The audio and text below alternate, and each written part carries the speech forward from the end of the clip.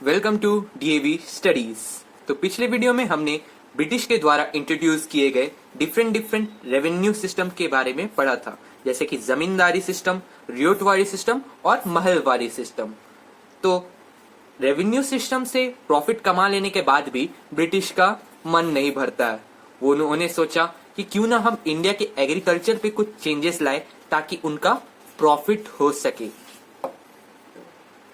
British ने agriculture पे क्या क्या चेंजेस लाए और क्यों चेंजेस लाए, यही हमारा इस वीडियो का टॉपिक है। उसका इम्पैक्ट फार्मर्स पे क्या पड़ा, वही हम इस वीडियो में पढ़ने वाले हैं।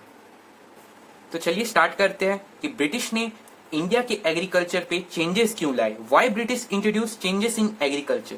तो जो पहला रीजन था वो था the company wanted to gain maximum profit through commercial crops. इसका मतलब ये है कि कंपनी चाहती थी कि हम फार्मर्स को फोर्स करें प्रॉफिट क्रॉप्स उगाने में, जिनका उनसे ज्यादा प्रॉफिट हो सके, ताकि वो क्या करे, वो जाके इंग्लैंड में उसका रॉ मटेरियल इंग्लैंड में बेच सके। और जैसे कि आप मान के चलिए कि फैक्ट्री में जो रॉ मटेरियल चाहिए इंग्लैंड को, वो वही रॉ मटेरियल वो फोर्स करते थे फार्मर्स को इंडिया में उगाने के लिए। तो वही मैंने लिखा है, the agriculture raw material was purchase at very low rates and sent to England. जो रॉ मटेरियल इंडिया में बनता था वो इंग्लैंड में चला जाता था बहुत ही लो रेट्स में, और उधर से जो फिनिश गुड्स बन के आता था वो इंडिया में बहुत ही महंगा बिकता था। इससे उनका बहुत ही ज्यादा प्रॉफिट हुआ करता था। और ये प्रॉफिट का उनका जरूरत क्या था, किस लिए वो प्रॉफिट इतना कमाते थे, ताकि वो अपना मिलिट्री और एडमिनिस्ट्रेशन देख सके। जो खर्चा होता था मिलिट्री और एडमिनिस्ट्रेशन में, उनको मैनेज कर सके।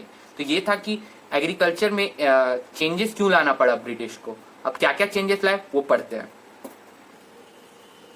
तो चलिए देखते हैं ब्रिटिश ने एग्रीकल्चर पे क्या क्या चेंजेस लाए थे। इंडिया के एग्रीकल्चर में ब्रिटिश ने कौन कौन से चेंजेस लाए थे। तो पहला चेंजेस ये था कि ब्रिटिश अब फार्मर्स को फोर्स किया करती थी कि वो कैश क्रॉप्स ग्रो करे, जैसा कि इंडिगो, कॉटन और ओपियम। वो क्यों फोर्स किया करती थी कैश क्रॉप्स ग्रो करने के लिए, क्योंकि कैश क्रॉप्स का डिमांड यूरोपियन मार्केट में बहुत ही ज्यादा हुआ करता था। जैसे कि चाइना में ओपियम का डिमांड बहुत ही ज्यादा हुआ करता था, और ब्रिटिश इंडिया के ओपियम को चाइना स्मगल किया करती थी। और इंडिगो का demand textile industries of Britain में बहुत ही ज्यादा हुआ करता था, वहां के इंडस्ट्रीज चलाने में, टेक्सटाइल इंडस्ट्रीज चलाने में। इसलिए ब्रिटिश इंडिया के टेक्सटाइल को बहुत ही लो प्राइस में खरीद कर जाके ब्रिटिश में बेचती थी, और वहां का फिनिश गुड्स इंडिया में लाकर बहुत ही महंगा बेचती थी। और इनसे उनका बहुत ही ज्यादा प्रॉफिट हुआ करता था, जैसा कि मैंने बताया ही।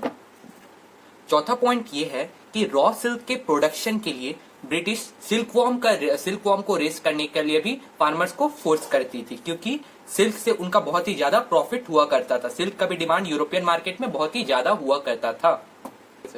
तो अब जानते हैं कि ये सब का इम्पैक्ट फार्मर्स पर क्या पड़ा।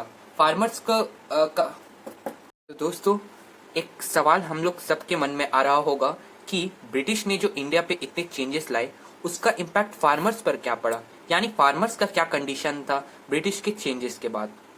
तो जैसा कि हम सब जानते हैं कि पहले के समय में फार्मर्स पहले से ही सूखा से या बाढ़ से परेशान हुआ करते थे, और उन्हें टैक्स देने का भी परेशानी हुआ करता था।